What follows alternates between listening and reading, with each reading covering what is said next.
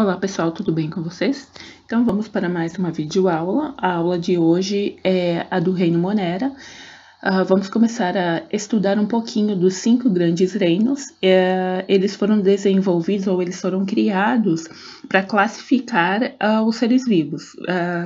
Visto que nós temos uma grande diversidade de seres vivos, então eles foram classificados mais ou menos dentro das suas características semelhantes, principalmente a morfológica. Tá? Então, esse estudo, essa classificação e agrupamento em 5 reinos, ela é recente, ela foi proposta em 1969, nós chegamos ao que nós estudamos atualmente, que são os 5 reinos, né? Que é o reino Monera, o reino Protista, o reino Fungi, o reino Animalia e o reino Plantae. Tá? Hoje, atualmente, já está sendo proposta uma nova classificação, porém, o que nós iremos estudar é o que ainda está sendo trazido nos livros didáticos, tá bom? É essa conformação aqui que nós temos dos grandes 5 reinos. Então, para iniciar hoje, nós já vimos, trabalhamos um pouquinho sobre os vírus, né? E agora a gente vai para o primeiro grande reino, onde eu já tenho aquelas condições todas, lembras, para ser considerado de ser vivo que nós trabalhamos na aula passada. Então, o primeiro reino que nós temos é o reino Monera. Muito bem, então, reino Monera é um dos reinos dos seres vivos, acabamos de falar, né? Se eu sou um ser vivo, eu tenho algumas características que me permitem, né, estar classificado em um determinado reino, né? Então, no caso do reino Monera, vai ser formado por célula, já tem uma estrutura, todas aquelas etapas que a gente discutiu na aula passada, né? Mas as características que pertencem a esse grupo, já vamos falar estabelecer nesse momento que todos os indivíduos que são classificados dentro desse reino Monera, eles vão ter essas características gerais compartilhadas. Quer dizer o quê? Todos esses seres vivos, eles terão como característica serem procarióticos. Essa é uma característica que define o reino Monera, ou bactéria, ou cianobactéria, tá? Por quê? Já vou colocando aqui para vocês. Os procarióticos são aqueles seres que eles não têm um núcleo definido, tá? Lembra que a gente tinha falado da questão do ser eucariótico?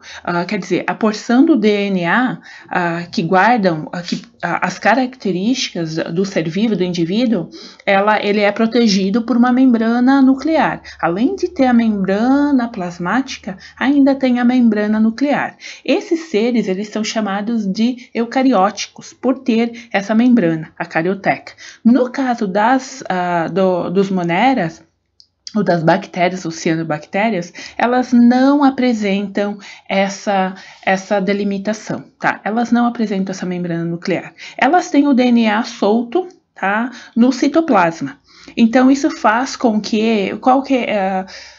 Qual que seria a vantagem? Por que ela não tem? Os outros animais foram evoluindo para proteger o DNA. Olha, é tão importante, ele é de vital importância para a célula que ele chega a ser protegido. No caso das bactérias, por que elas não têm? Primeiro, porque elas foram os primeiros, dentro da escala evolutiva, os primeiros seres vivos a aparecerem, tá? Então, elas foram se adaptando. Tá? E uma dessas adaptações é isso, tá? Não ter essa delimitação. O que é isso? O DNA vai ficar solto no citoplasma. Qual é a vantagem? A reprodução muito mais rápida. Então, ela consegue se adaptar e se reproduzir muito mais rapidamente que outros seres vivos, tá?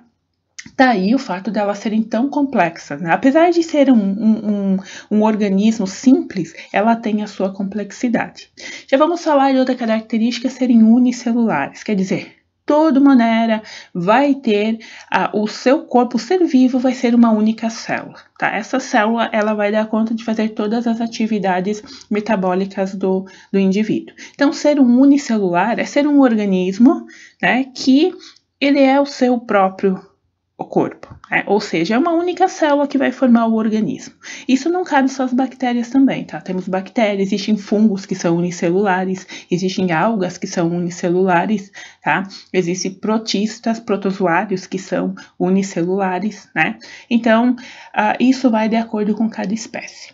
E também serem autótrofas ou heterotrófas, tá? Então, nós temos bactérias que podem produzir o seu próprio alimento, E nós temos as que retiram energia a partir de substâncias já elaboradas, que é o caso dos heterotrófos, ok? Então, nós vamos ter as que vão fazer a fotossíntese, vão ser autótrofas, e nós vamos ter aquelas que vão fazer o processo da respiração e serem heterotrófos. Então, essas são algumas das características das bactérias.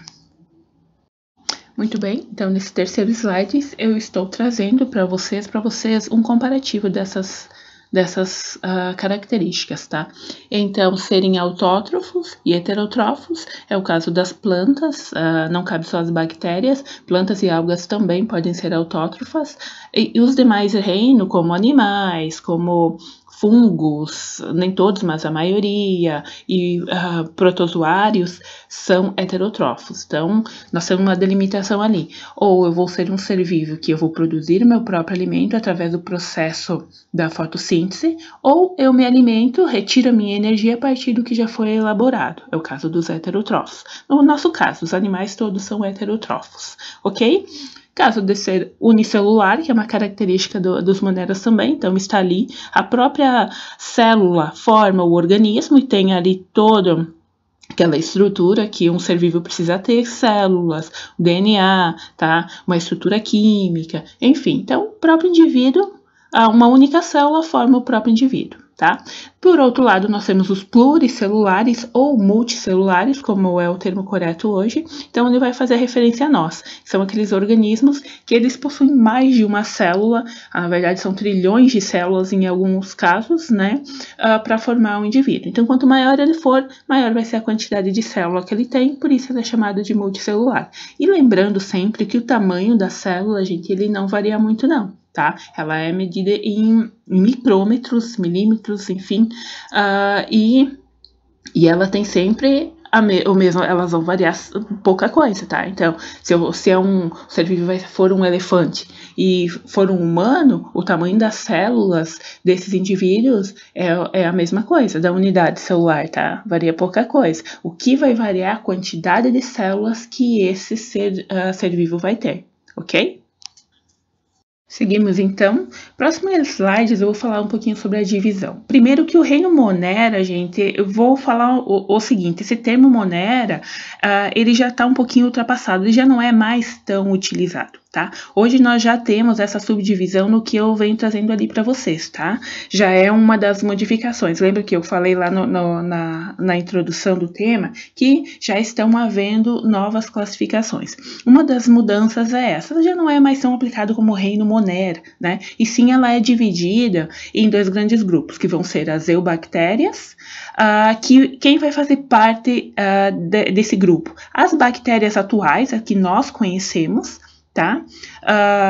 E as cianobactérias, também, que são um grupo que elas têm algumas pequenas modificações entre elas, por isso que elas são divididas, porém, pertencem ao mesmo grupo, tá? Que é das eubactérias.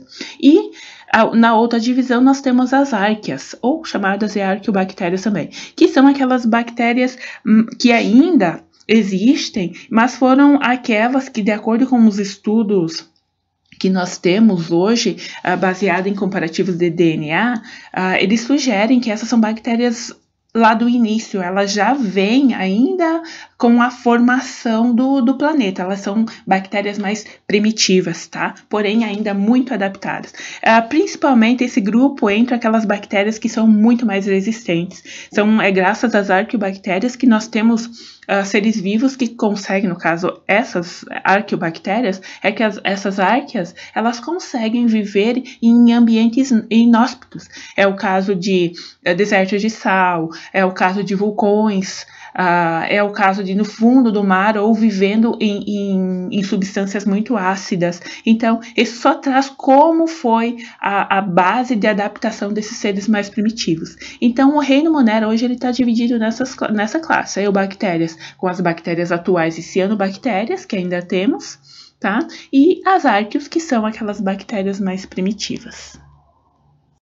Muito bem, falando ainda sobre essa questão da adaptação, que nós já vimos que as bactérias primitivas elas podem viver em ambientes inóspitos, nós podemos encontrar as demais bactérias também em praticamente todos os ambientes, seja ele mar, terra ou ar, tá? Água doce, água salgada, lodos, então elas são seres vivos que se adaptam muito facilmente. Tá?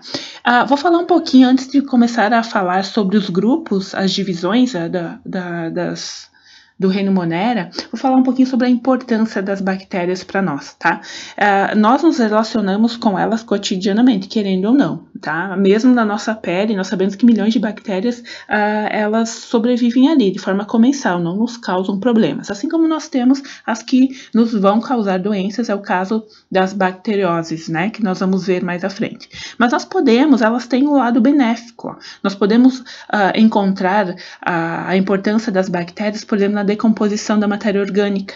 Tá? Tanto as bactérias aeróbicas, que são aquelas que fazem esse processo de decomposição com a utilização de oxigênio, como as anaeróbicas, aquelas que não precisam do oxigênio para decompor matéria. Mas, enfim, elas são necessárias para a decomposição, assim como os fungos também. Eles são os maiores recicladores de matéria do planeta. Tá? Se nós temos essa ciclagem, tudo se decompondo, que for natural, lógico, que não é o caso do lixo, o lixo é produzido pelo homem, então é o homem que tem que dar conta dessa reciclagem. Agora, tudo que for orgânico, ele vai ser decomposto graças à ação dessas bactérias e fungos, tá? Dos decompositores. Podemos utilizar elas também nos processos industriais, vou dar um exemplo aqui, a fabricação do iogurte pelos lactobacilos, né, coalhadas, enfim, derivados de leite são bem utilizados e estão no nosso cotidiano, na nossa alimentação, né? Também na ciclagem do nitrogênio, tá? Em insumos agrícolas, na produção de fertilizantes. Então, tudo isso só é uma amostra de como nós nos relacionamos e dependemos das bactérias também. Na própria indústria farmacêutica, né, na linha de biotecnologia hoje, elas são bem utilizadas. Vou citar um exemplo aqui, ó, na produção da insulina, tá? E até de alguns hormônios de crescimento também, tá? Para ver como é a nossa relação com as bactérias, ela é uma relação estreita. Ela não tem só malefícios. A maioria delas nós utilizamos no nosso dia a dia e elas são benéficas, ok? Continuando então, pessoal, vamos falar do primeiro grupo do reino. Hoje vamos continuar chamando de reino Monera, mas a gente já sabe que são grupos, né, divididos, né? Então, o primeiro ser vivo que vai fazer parte desse grupo são as cianobactérias, tá? Então, elas vão ser organismos unicelulares, todos são, né? Podem viver isolados ou em colônias, as bactérias também fazem isso, tá? Elas podem ser entre nanômetros e micrômetros, tá? Dependendo da espécie, a maioria tem um tamanho em micrômetros. Elas são autótrofas, já falamos isso, né? Quer dizer, elas, através do processo da fotossíntese, elas vão produzir a sua energia, elas são autossuficientes, né? Elas só precisam de água, de luz, tá? E do gás carbônico disponível no ambiente para que elas possam produzir a sua alimentação. Isso é bem característico de bactérias, principalmente das primitivas. Vamos lembrar um pouquinho por que elas chegaram até esse processo aqui, ó. No início, na formação, não existiam plantas, não existiam alimentos disponíveis. A única coisa que os seres vivos, os primeiros lá, tinham à disposição era uma grande quantidade de água, uma grande quantidade de ar, de gás carbônico, né? E uma grande quantidade de luz. Então, a partir dali, os primeiros seres vivos, eles foram aprendendo, se adaptando a utilizar esses recursos até chegar aos seres que nós temos hoje, que ainda fazem esse processo de fotossíntese, visto que ainda temos essas substâncias à disposição, né? Por isso que o processo de fotossíntese, ele é o primeiro processo de produção de energia. E os demais, todos, vêm a partir dali, né? Então, os heterótrofos se alimentam a partir da base energética que os fotossintetizantes deixaram, porque eles se adaptaram com os recursos, produziram um alimento e deixaram disponível para os outros. Os demais seres vivos, eles foram se adaptando a utilizar essa energia que estava pronta. E daí veio os primeiros heterótrofos, né? E depois outras outras formas de alimentação também surgiram, né? Talvez algumas, é o caso da fermentação, tenha aparecido até junto ou até antes, não sabemos, né? Mas é outra forma de obtenção de energia também, é a fermentação. Enfim, isso é só para demonstrar para vocês por que a fotossíntese ela é o primeiro grau de base energética, tá? É porque ela tem esses recursos disponíveis e foi os primeiros seres vivos, os primitivos, que foram adaptando, e hoje, atualmente, nós ainda temos esses seres vivos autótrofos que conseguem fazer ainda esse processo. Então, o formato, também aqui a gente vai estudar um pouquinho que o formato de bactérias e cianobactérias, eles pode ser esférico, através de bastões ou filamentos, tá? Pode ver que, em relação às bactérias, elas trazem bastante semelhança, cianobactérias, tá? Encontradas em solo úmido, água doce no mar. Aqui eu vou falar de um processo, eu trouxe aqui para vocês, que é a eutrofização, tá? Talvez seja o que mais lembra as cianobactérias a esse processo. É quando a gente tem aquele lago verdinho, tá? Parece que com o tempo a água tá limpinha, de repente ela começa a ficar verde e de repente toma conta do lago todo. Esse processo a gente chama de eutrofização e ele é muito feito pelas cianobactérias. Por quê? Elas utilizam a matéria orgânica que está dentro desse ambiente, pode ser na água ou no próprio barranco, desde que tenha umidade. Então essa matéria orgânica vai favorecer o crescimento delas, o desenvolvimento, tá? E por isso em questão de tempo, elas vão tomar conta daquele lago ou daquele ambiente, tá? Então, esse processo a gente chama de eutrofização. Quando no caso, a cianobactéria vai utilizar a matéria orgânica, tá ali em grande quantidade, ela consegue se reproduzir, se desenvolver e toma conta do ambiente. O próximo grupo, então, que nós temos é o grupo em si das bactérias atuais, tá? Então, junto com essas arqueobactérias, sabemos que elas já existem há mais ou menos 3,5 bilhões de anos, tá? Dentro do que diz a teoria evolutiva. Então, nós sabemos que eles foram os primeiros seres vivos a se adaptarem e surgirem no nosso planeta, tá? Um pouco se deve ao que eu acabei de falar sobre o processo da fotossíntese, elas foram se adaptando ao que o ambiente tinha. Tá? Mesmo tendo uma estrutura tão simples, a gente acabou de falar das vantagens que elas têm, elas conseguem se adaptar e sobreviver a qualquer um dos ambientes do nosso planeta. Tá? Acabamos de falar, bactérias também podem ser encontradas em qualquer ambiente. Ali nós temos desde vulcões, gelos, desertos de sal. Então, mesmo que sejam em condições desfavoráveis, tá? Elas podem sobreviver. Isso a gente tinha visto também na questão dos vírus, né? Que os vírus, mesmo sendo um ambiente ruim, eles conseguem se cristalizar. Eles param o metabolismo deles, se cristalizam e esperam o ambiente melhorar. As bactérias fazem um processo bem parecido também, tá? Elas se esporulam, quer dizer, elas fazem esporos. Elas, em condições ruins, elas diminuem o metabolismo, formam esporos e esperam o ambiente melhorar, tá? Só que essa espera pode durar até milhões de anos. Veja como a capacidade de adaptação dela é fantástica, tá? Isso é por isso que o sucesso dela se deve muito a essa capacidade de sobrevivência, tá? Por isso que quando se trata de bacteriose, doenças causadas por bactérias, nós devemos tomar muito cuidado, sim, tá? Obedecer às receitas médicas e o horário dos antibióticos é muito importante, sim, tá? Visto que a grande capacidade de adaptação que elas têm a ambientes inóspitos, já acabei de falar aqui para vocês, imagina se eu não tomar o antibiótico no horário correto. Tá? Então, uma única bactéria, lembre-se, a vantagem que ela tem de reprodução. A cada 20 minutos, ela consegue se reproduzir. Então, uma única bactéria em 20 minutos, já são 2, mais 20, são 4, e assim exponencialmente, tá? Então, olha a importância de se respeitar a receita dos antibióticos. Se é de 6 em 6 horas, se é de 8 em 8 horas, a gente deve obedecer, seguir certinho as regras, ok? Trouxe agora para vocês nesse slide um pouquinho sobre, assim como nós falamos, também as características são procarióticas, já falamos, né, a questão do DNA ser solto, sem a carioteca, sem aquela membrana de proteção, né? Elas são muito pequenas, tá? Então, elas só podem ser vistas com microscópio eletrônico. O que a gente vê, que vocês estão vendo nessas plaquinhas de Petri, que são essas vidrarias, são colônias. Então, quer dizer, uma única colônia dessa pode conter centenas a milhares de indivíduos, tá? Então, é como se fosse lá uma cidadezinha vista lá do céu.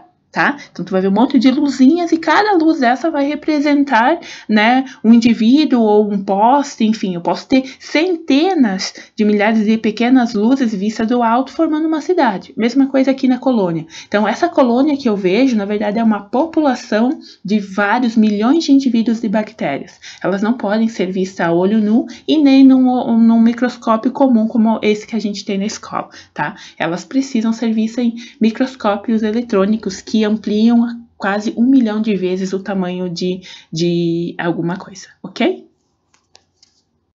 Muito bem, agora nós vamos ver um pouquinho sobre a estrutura dessas bactérias. Como pode ser a estrutura bacteriana da maioria das bactérias? Então, ela vai ser formada por uma cápsula. Primeiro, antes de eu falar de estrutura, eu vou lembrar vocês que assim como todo ser vivo que é formado por célula, essa célula ela vai ter as partes básicas, que foi a primeira aula que a gente viu. Vamos relembrar um pouquinho. Quais são as partes básicas de uma célula? A membrana plasmática, o citoplasma e o núcleo, né? Essas são as partes básicas de uma célula. Então, as bactérias também têm, tá? Então, além delas terem o núcleo, no caso todo desorganizado, é o DNA que tá disperso, tá? Ela tem um núcleozinho pequeno com o DNA envolto ali disperso. Ela tem o citoplasma e ela também tem a membrana plasmática, tá? Mas, além dela ter essas partes ainda, ela ainda tem ao redor da membrana plasmática a cápsula, tá? Essa cápsula vai ser responsável por proteger ela, tá? Geralmente é na cápsula que a gente vai ter as fímbrias e elas vão ser responsáveis por sentir o ambiente onde essa bactéria está, tá? Então, essa cápsula, além dessa cápsula, ela vai ter a parede celular, que vai dar uma sustentação maior para essa bactéria, tá?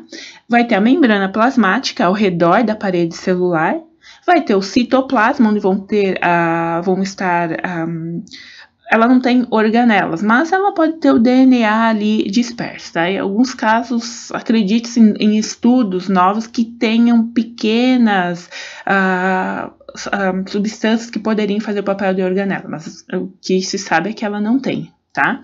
E nucleóide, o núcleo dela, então, é um núcleo reduzido, tá? E algumas bactérias também, elas podem apresentar o flagelo, tá? Que é uma estrutura alongada que ela vai utilizar para movimentação, tá? Esse flagelo, alguns livros a gente lê que ela é chamada, fazem a menção do flagelo como um chicotinho, tá? Então, é mais ou menos isso, é um filamento alongado que ela tem, tá? E ela vai utilizar esse flagelo para facilitar a locomoção principalmente, tá? Mas nem todas têm flagelo, tá? Então, essa é a estrutura básica de uma bactéria. A cápsula, a parede celular, membrana, citoplasma e núcleo, tá? Ou nucleóide. Tá aí dentro o DNA, que é o material genético. E algumas delas podem apresentar flagelos também, ok? Agora nós iremos falar um pouquinho como ocorre a classificação bacteriana, tá? Então, nós temos várias formas de bactérias. E dependendo da forma que ela tem, como ela se junta, como ela se agrupa, nós vamos ter um tipo de bactéria. Então, os 4 formatos principais que nós vamos ver hoje as bactérias quando elas têm formato redondo, tá? Elas vão ser chamadas de cocos. Quando elas tiverem um formato de bastão, que é um formato mais cilíndrico, elas são chamadas de bacilos, tá? Bacilos, cocos e assim por diante. Dependendo qual é o formato que ela tem, a gente vai dar uma nomenclatura para aquela bactéria, tá? Então, esféricos serão cocos, forma de bastão, bacilo. Quando ela tiver uma forma espiral, vamos chamar de espirilos ou espiroquetas. E quando ela tiver um formato de vírgula, nós chamaremos de vibrião. Um exemplo, o Vibrio cholerae, que é o causador da cólera. Ele tem esse nome porque ele tem um formato de vírgula, tá? E além disso, além dessas formas, elas podem se agruparem, tá? No momento da reprodução, elas vão se reproduzindo e vão se juntando, vão ficando pertinhas uma das outras, formando colônias. Quando isso acontece, a gente também tem um nome para essa divisão, tá? Pode ser Streptococcus, tá?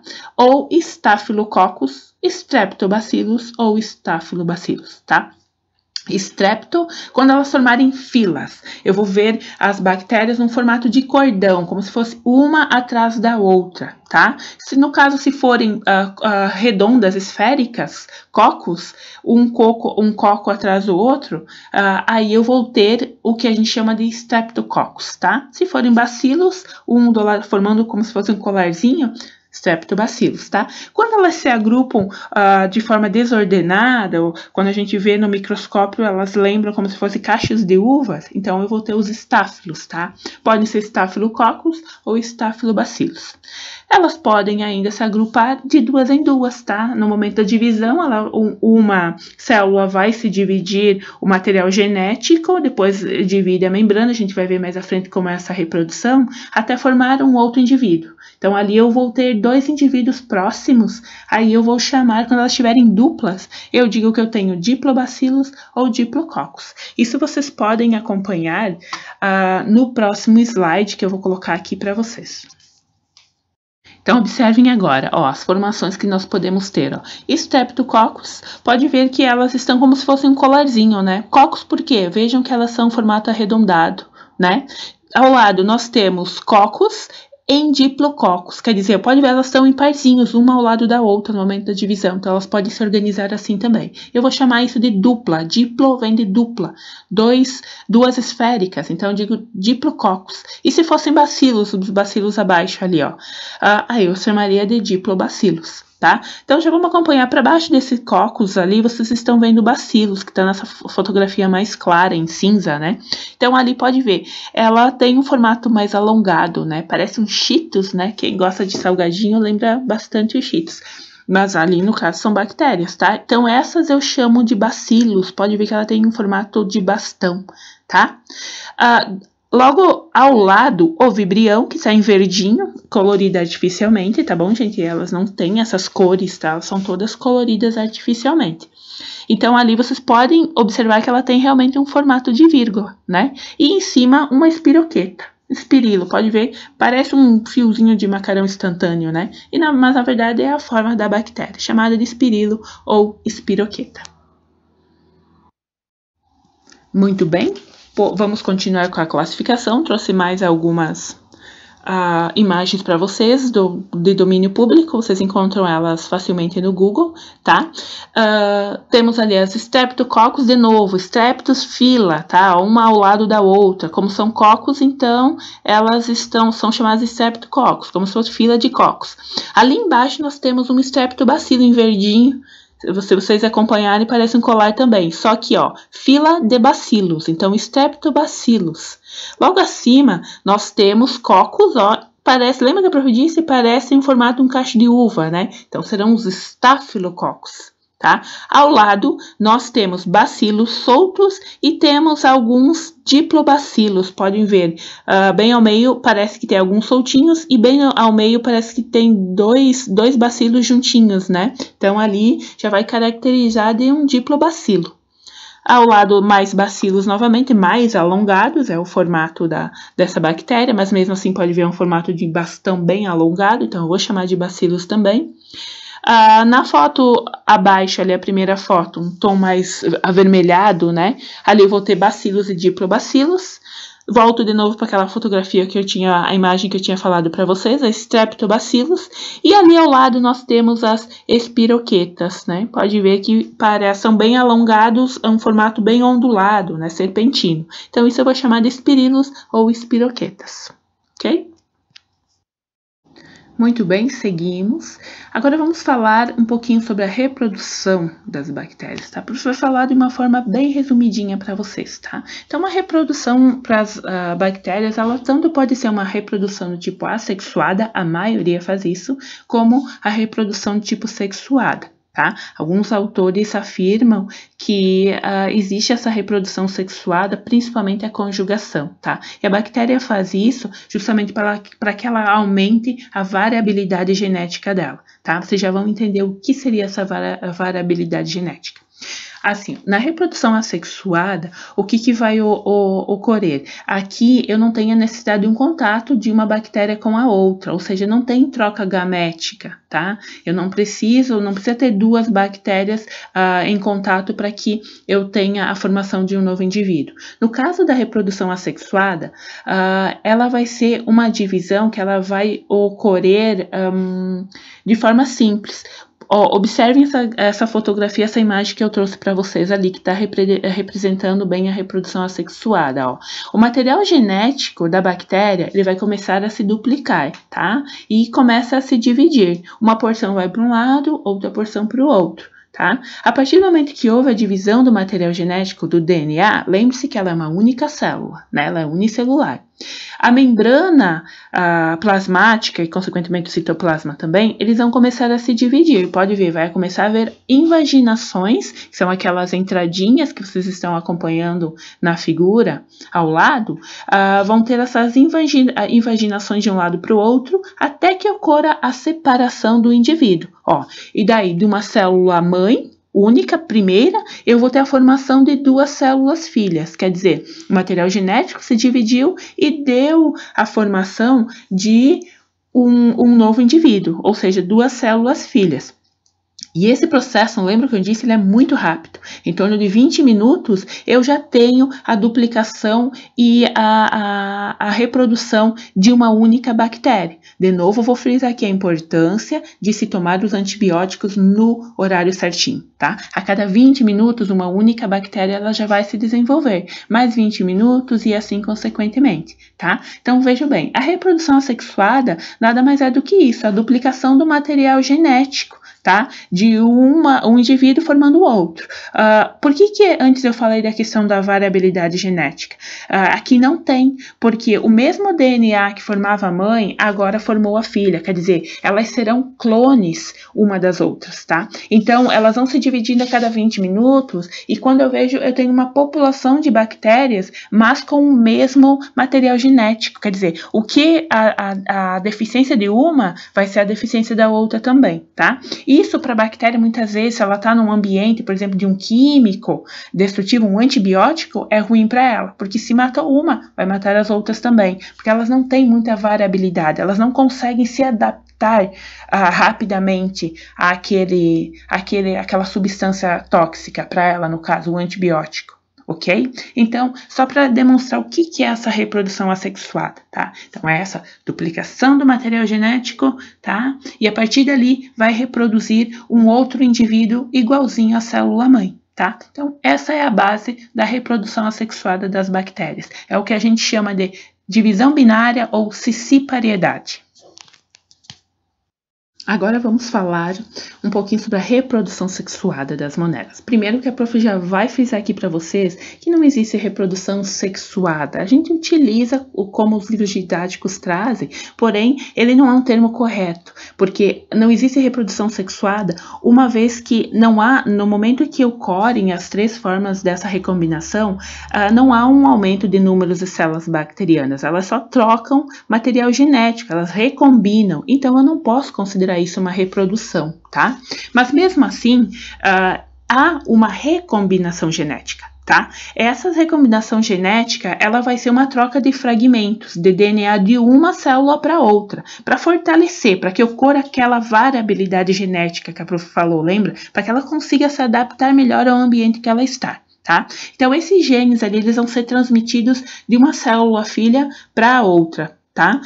E quando essa bactéria realmente se dividir no processo da reprodução assexuada, aí ela vai estar adaptada. Ela já vai estar com uma recombinação diferente. Aí entra aquela história que a prof falou. Por isso que elas vão se adaptando aos antibióticos, tá? É como se elas fossem se fortalecendo o material genético delas, tá? Então, isso elas fazem na recombinação genética, que a gente chama, entre aspas, de reprodução sexuada.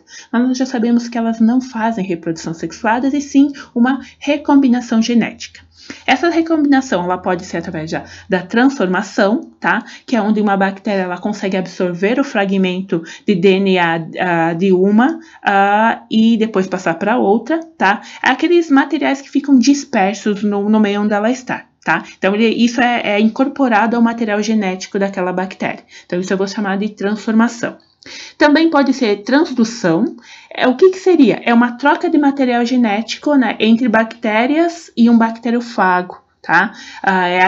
Lembra do bacteriófago? É aquele vírus que só vai atacar bactéria. Então, no momento que ela pode trocar esse material genético, se ela consegue sobreviver, eu tenho uma transdução. Ela aproveita aquele material genético que estava ali, tá? Do bacteriófago que o vírus trouxe para ela. E no caso, o mais utilizado é a conjugação. Alguns autores afirmam que essa conjugação é o que a bactéria mais faz, tá? Assim, ela é mais ou menos parecida com a transformação e a transdução, tá? O que ela faz ali, ó? Nesse caso da conjugação bacteriana, eu preciso ter duas bactérias interagindo, tá? Então, tem o contato sim. Inclusive, lembro lá daquela estrutura quando a gente viu na primeira foto, parecia que tinham fímbrias, né? Que eram pequenos, pareciam, não vamos chamar de pelinhos da bactéria, mas eles pareciam, né, filamentos alongados que ela tinha ao redor. Voltem lá na imagem para vocês observarem depois, tá? Então, essas fímbrias, elas vão começar a se alongar, tá?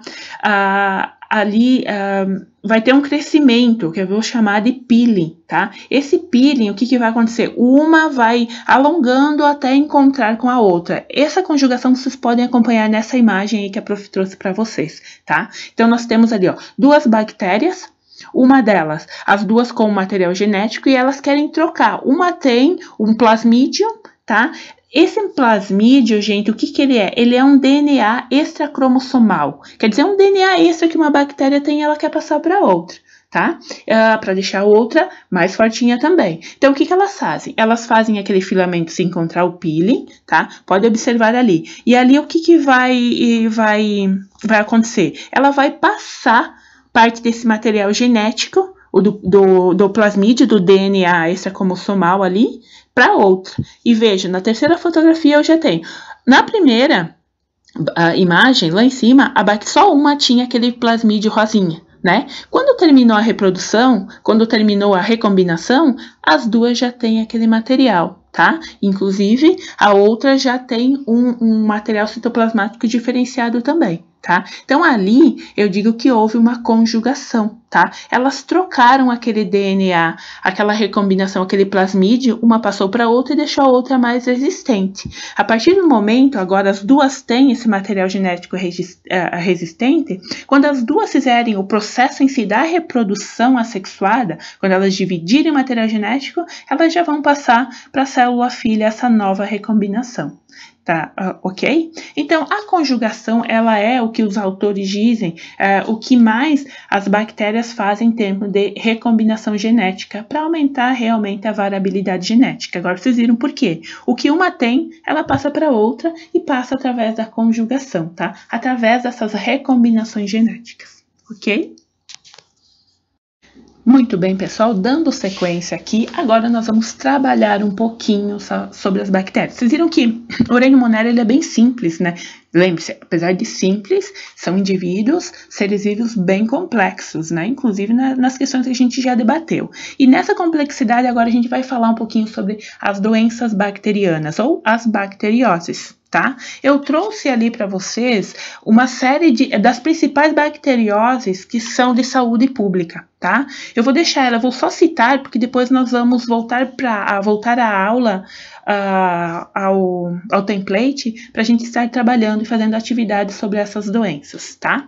Eu trouxe para vocês o botulismo, a cólera, disenteria bacteriana, a gardnerella, a hanseníase, a leptospirose, a meningite, a pneumonia, a salmonelose, sífilis, tétano, tuberculose, úlcera e cistite. Essas são as doenças de maior interesse público, quer dizer, elas acometem mais a população. E algumas delas, nós vamos ver que elas são doenças sexualmente transmissíveis, tá? Então tem que ter todo o cuidado. São aquelas doenças que eu adquiro elas através do contato sexual. Outras, através da alimentação, tá? E outras através de contato com ar, água, enfim. Tá? Então, nós vamos trabalhar um pouquinho de cada uma delas, tá? Então, ok, pessoal? Nós encerramos a parte da videoaula aqui, tá? Vou pedir agora para que vocês voltem para o template para que a gente possa estar trabalhando as demais atividades, tá bom?